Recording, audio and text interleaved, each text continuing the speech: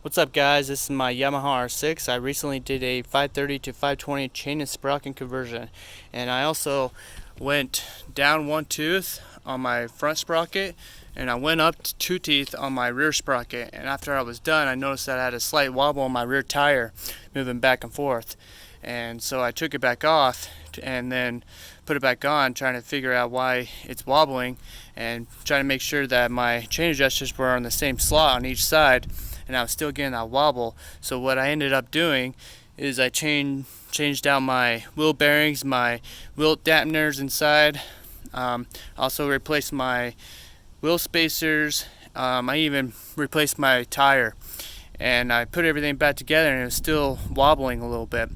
But what I noticed was that my chain was slightly off from my front sprocket, and so what I did is I bought this chain alignment tool from Motion Pro on Amazon. It was about $15 to $20, and what you do is you just put this back here.